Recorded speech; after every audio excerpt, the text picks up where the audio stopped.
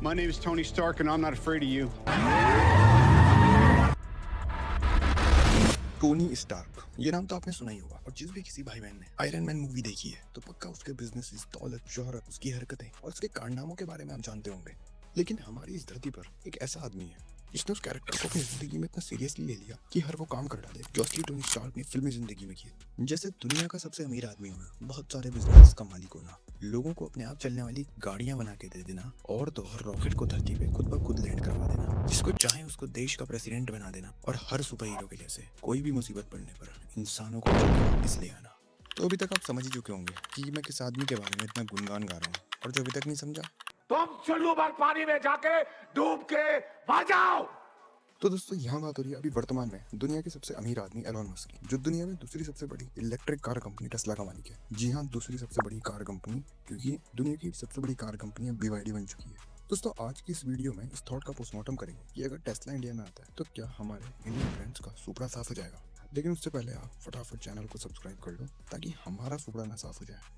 तो पहले टेस्ला की हिस्ट्री में थोड़ी सरसरी नजर डालते हैं। दोस्तों आज हम जिस एलोन मस्क को टेस्ला के मालिक के नाम से जानते हैं, असल में टेस्ला की शुरुआत एलोन मस्क ने नहीं करी थी। इस कंपनी के बीच को 2003 में दो इंजीनियर्स मार्टिन एम्बरहर्ट और मार्क टार्पनेन ने बोया था, जिसका मकसद केवल इलेक्ट्रिक स्पोर्ट्स कार बनाना था। और आज हम इस कंपनी को जिस नाम से जानते हैं, पहले इसका नाम इन दोनों लॉन्डो ने टेस्ला मोटर्स रखा था, जो कि 2017 में बदलकर टेस्ला कर दिया गया। और ऐसा नहीं था, ये दोनों एलोन मस्क को पहले से जानते थे। कंपनी बनाने के बाद जो मार्टिन और मार्क को अपनी पहली ईवी स्पोर्ट्स कार डेवलप करने के लिए पैसों की जरूरत पड़ी, तो इन दोनों ने 2004 में कंपनी के लिए पहले राउंड की फंडिंग चालू करवाई। इस फंडिंग में टोटल $7.5 मिलियन के फंड से रेज हुए, जो कि कंपनी को अलग अलग इन्वेस्टर्स मिले थे। और इन सारे इन्वेस्टर्स में से जिस महापुरुष ने सबसे ज्यादा कंपनी में इन्वेस्ट किया था वो और कोई नहीं, वो था दी ओजी इलू बाबा। और तब जाके मार्क और मार्टिन की मुलाकात एलोन मस्क से हुई। ये दोनों एलोन मस्क से इतने इंप्रेस हुए कि इन्होंने इलू को टेस्ला मोटर्स के बोर्ड ऑफ डायरेक्टर का चेयरमैन ही बना दिया। लेकिन इन दोनों की एलोन मस्क के साथ ज्यादा सालों तक जमी नहीं, जिसके चलते मार्क और मार्टिन ने 2006 में ही कंपनी छोड़ दी। लेकिन आपको पता ही है, एलोन मस्क जिस चीज को पकड़ लेता है उसको फिर छोड़ता नहीं है। एलोन मस्क ने कंपनी को फंडिंग चालू रखी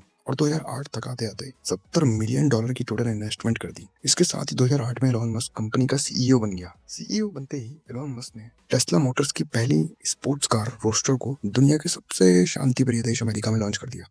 लेकिन टेस्ला वालों ने इस कार का प्राइस $1 लाख अमेरिकी रखा हुआ था, जो उस टाइम इंडियन रुपयों में 50 लाख के आसपास बैठता था, जो कि अमेरिका के हिसाब से भी बहुत एक्सपेंसिव था। इस प्राइस को सुनने के बाद अमेरिकन का बस यही कहना था,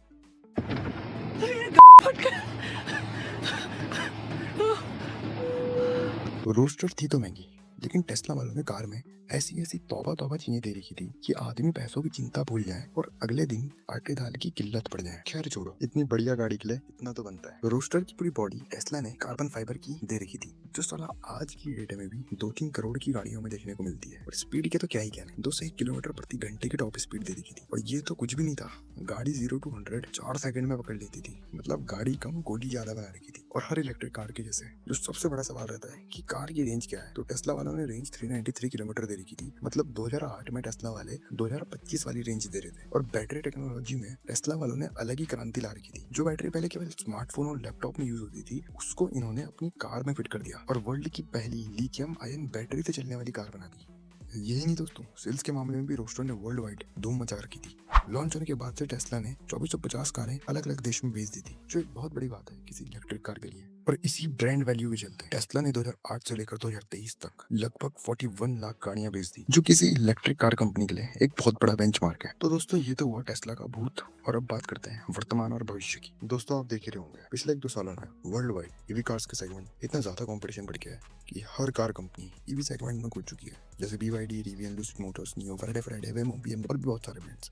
लेकिन इन सारी कंपनियों में एक ऐसी कंपनी है जिसका कुत्ता वाला पहले तक इलू बाबा, यानी कि हमारे एलोन मस्क मजाक उड़ाते थे। लेकिन आज उसी कंपनी ने टेस्ला वालों की लंका लगा रखी है। और ये कंपनी कोई यूरोपियन या अमेरिकन कंपनी नहीं, बल्कि चले तो चांद तक और ना चले तो शाम तक जैसे सामान बनाने वाला देश चाइना की BYD है, जिसने एलोन मस्क के नाम में दम करके रखा है। तो दोस्तों जैसा कि आपको पता ही है, टाटा मोटर्स और महिंद्रा पहले से ही ईवी सेगमेंट में छाई हुई है अपनी ईवी कार्स को मार्केट में उतारकर, और दोनों ने इंडिया में बहुत बड़ा ईवी इंफ्रास्ट्रक्चर डेवलप कर लिया है। वहीं मारुति भी ईवी गेम में इसी साल उतरने वाली। तो ये तो साफ है कि टेस्ला को बहुत तगड़ा कंपटीशन मिलने वाला है इंडिया के पुराने चावलों से, खास करके गाड़ियों के प्राइस और चार्जिंग इंफ्रास्ट्रक्चर को लेकर। अगर टेस्ला इंडिया में मिडिल क्लास को सस्ती गाड़ियां देने में सफल हो पाई तो फिर टेस्ला की बल्ले बल्ले, नहीं तो वरना ये गाड़ियां अमीरों की बनकर रह जाएगी और ट्रम्प बस यही कहता Great रहेगा। company, and he shouldn't be penalized because he's a patriot. He's an incredible patriot. क्योंकि फ्यूचर में टाटा और महिंद्रा ऐसी चुम्बेश्वरी गाड़ियां उतारने वाले हैं कि क्या ही कहने। दोस्तों टेस्ला के आने से मार्केट में कंपटीशन तो जरूर बढ़ेगा, अलग अलग कंपटीशन की एक से एक ईवी कार्स आएंगी। इससे हमारे अपने ब्रांड्स टाटा और महिंद्रा को कंपटीशन तो मिलेगा, पर इसका एक फायदा ये होगा कि ये दोनों ब्रांड्स अपनी टेक्नोलॉजी पे और ज्यादा काम करेंगे और अपनी कस्टमर सर्विस भी बेटर करने पे मजबूर होंगे, जिससे फ्यूचर में टाटा और महिंद्रा की तरफ से और तगड़ी ईवी गाड़ियां देखने को मिलेंगी, जिसका सबसे ज्यादा फायदा कस्टमर को ही होना है। क्योंकि जब ऑप्शन ज्यादा अवेलेबल होंगे तो ईवी गाड़ियां सस्ती हो जाएंगी और ज़्यादा लोग ईवी की तरफ शिफ्ट होंगे तो पॉल्यूशन भी कम होगा। BYD दोनों इलेक्ट्रिक और हाइब्रिड कारें बनाता है, लेकिन 2023 से BYD वालों ने वर्ल्ड वाइड ऐसा कहर मचा रखा है कि मानो चाइना के झंडे का ड्रैगन हो। स्पेशली 2023 से तो BYD की सेल्स फिगर बढ़ती जा रही है। 2023 में BYD ने 1.57 मिलियन कारें बेची, वहीं टेस्ला ने 1.81 मिलियन। अब आप सोच रहे होंगे कि गाड़ियां तो टेस्ला ने ज्यादा बेची तो BYD ने क्या तीर मारा, लेकिन भाइयों कमाल ये हुआ कि 2023 के फोर्थ क्वार्टर में BYD ने पहली बार ये किया। टेस्ला ने फोर्थ क्वार्टर में जितनी गाड़ियां बेची उससे ज्यादा गाड़ियां BYD ने बेची। तो एक ऐसी कंपनी जिसका मजाक कुछ टाइम पहले तक टेस्ला का मालिक दी इलू बाबा यानी कि हमारे एलन मस्क किसी इंटरव्यू में बैठ के मजाक उड़ा रहे हो। BYD, which is also on the West Coast, I think they're ramping up production of their electric vehicles. Warren Buffett owns 10% stake in that. Why do you laugh? BYD is trying to compete. Why do you laugh? Have you seen their car? I have seen their वो company Tesla को पीछे छोड़ दें तो इससे बड़ा तीर मारना और क्या होगा, आप ही बताओ। और ये तो बस ट्रेलर था, यही ग्रोथ BYD की 2024 में भी चालू रही। 2024 में तो BYD ने रेवेन्यू के मामले में टेस्ला को पीछे छोड़ दिया और इस साल के तो पहले क्वार्टर में ही BYD ने टेस्ला की सेल्स को पीछे छोड़ते हुए ज्यादा गाड़ियां बेच दी हैं। और यही हाल टेस्ला का यूरोप में भी है। पूरे यूरोप की बात करें, जनवरी से अप्रैल 2025 में टेस्ला की बिक्री में 15% की कमी आई है, जो कि एलन मस्क के लिए बहुत टेंशन वाली बात है। और इसी टेंशन में एलन मस्क आजकल जो रोगन के साथ चिलम फूक रहा है।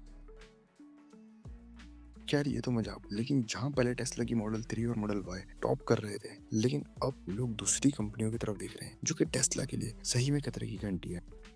लेकिन हमारे छोरे और छोरियों ने भी कच्ची गोलियां नहीं खेली, मार्केट में एक से गाड़ियां उतारकर ऐसा धमाका किया है कि पूरी दुनिया के अंग्रेज हैरान है। स्पेशली पिछले 1-2 सालों से टाटा एंड महिंद्रा इतने हाइपर एक्टिव हो रखे हैं इलेक्ट्रिक कारों को लेके, जिसके चलते अदर ब्रांड्स को इलेक्ट्रिक कार के सेगमेंट में मजबूरी में अपनी गाड़ियों को उतारना पड़ रहा है ताकि वो ईवी सेगमेंट में अपनी जगह बना पाए। दोस्तों टाटा पहले से ही अपनी electric Tiago, Tigor, Nexon, curve को मार्केट में उतारकर एक बहुत बड़ा ईवी इंफ्रास्ट्रक्चर बना चुका है। लेकिन महिंद्रा जो थोड़ा पीछे रह गया था इस मामले में, उसने इस बार BE6 एंड X EV9e को मार्केट में उतार कर ईवी सेगमेंट में जो धमाका किया है वो वाकई में काबिल तारीफ है। चाहे आप वो डिजाइन वाइज ले लो, चाहे आप वो टेक्नोलॉजी वाइज ले लो, गाड़ी को देख के ऐसा लगता ही नहीं है ये किसी इंडियन कार ब्रांड की गाड़ी है। मतलब अगर आप किसी ऐसे आदमी को जिसको महिंद्रा के बारे में ना पता हो, अगर आपको ये कार दिखाओ तो वो डेफिनेटली बोलेगा या तो ये टेस्ला का डिजाइन है या फिर किसी चाइनीज कंपनी का डिजाइन है। और दोस्तों टाटा और महिंद्रा के चक्कर से ही बाकी जो अदर ब्रांड्स इंडिया में एग्जिस्ट करते हैं उनको भी अब अपनी ईवी कार्स को मार्केट में उतारने की जरूरत पड़ रही है, जैसे Hyundai इलेक्ट्रिक क्रेटा और मारुति सुजुकी की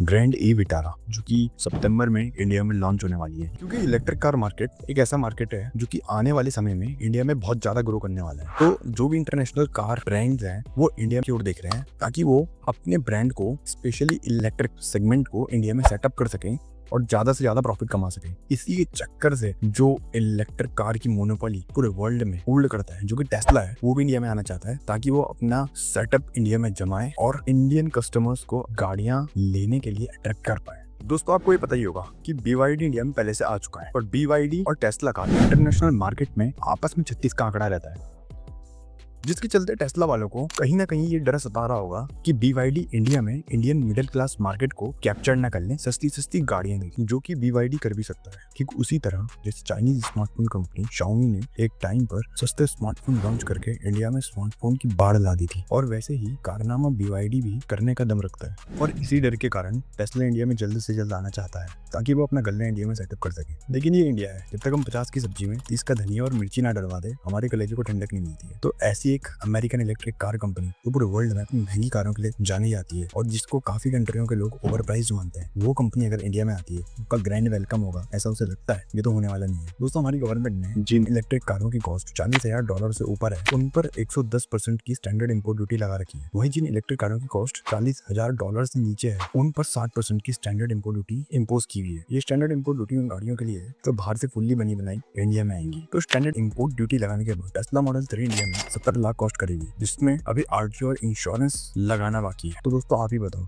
कर पाएगा टेस्ला इंडियन मिडिल क्लास को कैप्चर? नहीं ना। लेकिन दोस्तों आपको पता ही है हमारे मोदी जी का 56 इंच का सीन है, जिसके चलते हमारी गवर्नमेंट एक न्यू इंपोर्ट ड्यूटी पॉलिसी लेके आई है जिसमें इंपोर्ट ड्यूटी को 110% से घटाकर 15% कर दिया गया, लेकिन कुछ शर्तों के साथ। I'll take it.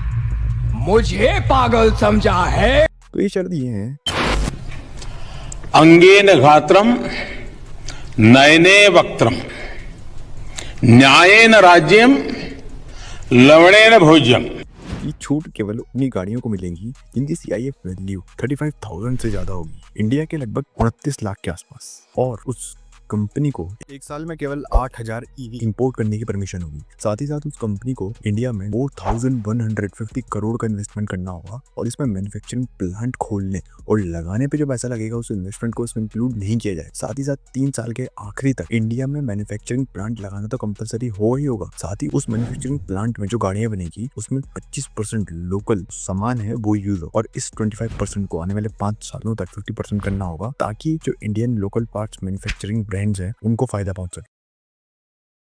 तो दोस्तों गणित बहुत सिंपल सा है, अगर टेस्ला इस नई पॉलिसी के तहत इंडिया में आ भी जाता है तभी भी वो इतना ज्यादा प्रॉफिटेबल बिजनेस नहीं बना पाएगा, क्योंकि हमारे जो अपने इंडियन ब्रांड्स टाटा, महिंद्रा और बाकी हमारी जो गाड़ियां हैं इनको इंडिया के मार्केट के बारे में काफी कुछ पता है और ये अपनी इलेक्ट्रिक कारों को उतनी ही प्राइस रेंज में रख के बनाते हैं और सेल करते हैं। और दोस्तों 15% इंपोर्ट ड्यूटी लगाने के बाद जो टेस्ला की मॉडल 3 है वो कहीं ना कहीं अभी भी 35 या 36 लाख कॉस्ट करेगी इंडिया में अभी भी। तो महिंद्रा और टाटा जो कि अभी 30 लाख से नीचे खेल रहे हैं उनके लिए अभी भी सेफ है, लेकिन टेस्ला का ये करवाना काफी मुश्किल हो जाएगा। हाँ, अगर टेस्ला इंडिया में आ जाता है और अपना मैन्युफैक्चरिंग प्लांट इंडिया में लगा देता है तब टाटा और महिंद्रा के लिए एक बहुत बड़ी दिक्कत खड़ी हो जाएगी सर्वाइव कर पाने में इलेक्ट्रिक मार्केट में, क्योंकि इंपोर्ट ड्यूटी जो है वो बिल्कुल जीरो हो जाएगी। तो जब तक टेस्ला इंडिया में अपना मैन्युफैक्चरिंग प्लांट नहीं लगाता है तब तक टाटा और महिंद्रा राज करने वाले हैं। लेकिन जिस दिन टेस्ला ने अपना मैन्युफैक्चरिंग प्लांट इंडिया में लगा दिया सीन बहुत खराब हो जाएंगे टाटा और महिंद्रा के लिए। तो दोस्तों ये थी आज की वीडियो, अगर वीडियो पसंद आई हो तो लाइक सब्सक्राइब ठोक देना।